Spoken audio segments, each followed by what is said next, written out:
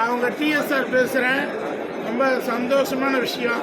Actually நான் இங்கே வர்ற நோக்கம், இந்த எக்ஸிபிஷன்லாம் வர்ற நோக்கம் வந்து சினிமா வந்து ப்ரீ பிளானாக பண்ணினா த பெஸ்ட்டு பிஸ்னஸ் இந்த வேலை. ஒரு 9,000 கோடி இன்வெஸ்ட்மெண்ட் பண்ணி அவதார் படம் 40-50,000 கோடி ப்ராஃபிட். சார் பேர் ஜோசப். எவ்வளோ கடைகள் இருக்கு? ஒரு 100 பேர் வச்சா கூட டெய்லி 10,000 பேர் 9,000 பேர் டீ குடிக்கிறாங்க. ஸோ அது வந்து ஒரு பெருமையாக இருக்குது. இப்படி இந்த மாதிரி ஓனர்லாம் சினிமா வந்து பார்த்தவொடனே நெகட்டிவ் சொல்லியிருந்தாங்க. நெகட்டிவ் ப்ரொஃபஷன் சொல்ல முடியாது. ஏன்னா 100 கோடி 200 கோடி 500 கோடி சம்பளம் வாங்குறாங்க பெரிய தலைகள். நான் இன்னும் வரல அந்த ரேஞ்சில். உடனே ரைடு வந்து எல்லாம் பண்ணிடாதீங்க. இவங்க இப்போ கல்பாத்தி அகோர சார் இருக்காருன்னா அவர் படம் எடுக்கிறாருன்னு உங்களுக்கு தெரியும்.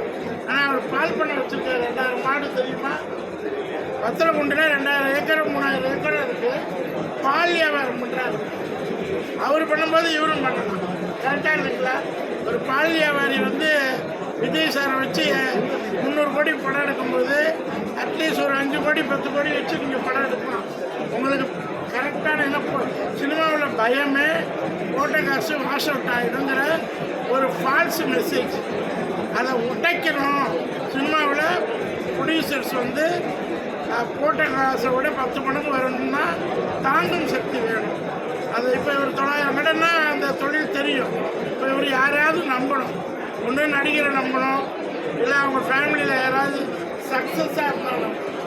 இது ரெண்டும் கிடைக்கல. அவருக்கு ரிலேட்டிவ் அண்ட் ஃப்ரெண்ட்ஸில் ஒரு சக்ஸஸ்ஃபுல் சினிமா பர்சன் கிடைக்கல. 3% பொறுத்துக்கும் பயம்.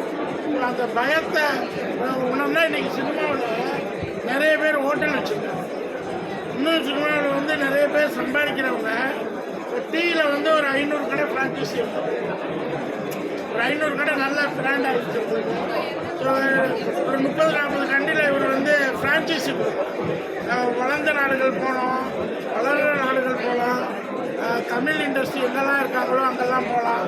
ஸோ இந்த மாதிரி போகலாம். நானே பேசிக்கிட்டு இருக்கேன். நீங்கள் பேசுகிறேன். சினிமா பற்றி என்ன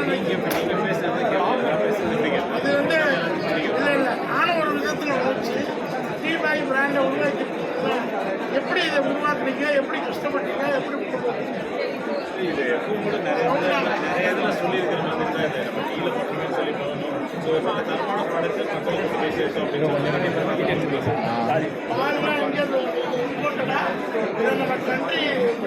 பாலுக்கு டிமாண்ட் இருந்தாங்க.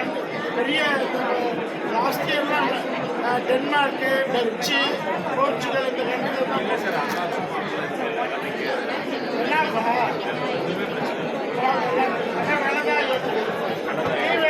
வேலை என்ன ரேட் போட்டு அதை பாருங்க. 10 ரூபா தான் அந்த உலகத்தில் இது.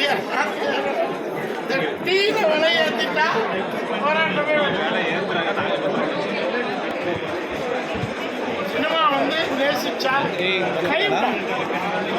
எக்ஸாம்பிள் நீங்கள் சக்ஸஸ் பீப்புள் எவ்வளோ பேர் ஃபெயிலியர் உங்கள் துறையில் ஃபெயிலியர் இருக்காங்க. ஒழுங்கான சர்வீஸ், ஒழுங்கான பாதி, நல்ல கதை, நல்ல டைரிங், நல்ல ஒரு இன்ஃப்ராஸ்ட்ரக்சர். சில பேர் இன்ஃப்ராஸ்ட்ரக்சர் நீங்கள் ப்ராடக்ட் தெரியலன்னா என்ன இதில் ஆர்டிஸ்ட் இல்லைன்னா அதே டீக்கு சக்கரை இல்லைன்னா குடிக்க முடியாது. அது மாதிரி நல்ல கேமராமேன் வேணும், நடிகர் வேணும், நல்ல டைரக்ஷன் வேணும். எல்லாத்துக்கும் மேலே குட் ப்ரொடியூசர். சினிமாவில் ஒன்றுமே சினிமாவில் ஒரு பெரிய ப்ளஸ் என்ன தெரியுமா? நீங்கள் எல்லாத்துக்கும் சோறு போடுறது தான் யோசிச்சு சார். என்ன பண்ண போகிறீங்க? ஷூட்டிங் எடுக்கிறதுக்கு ஒரு 10,000 பேருக்கு சோறு போடுறோம். 5 கோடி ரூபாய்க்கு படம் எடுத்தால் கிட்டத்தட்ட ஒரு 2000 சாப்பாடு. 2000 பேருக்கு சோறு போடுறதுக்கு முடியுமா முடியாது? அவ்வளோதான். நான் யோசிக்க நான் சப்போர்ட் பண்ணுறேன். நினைவு சூழல் இருக்கேன் வாங்க.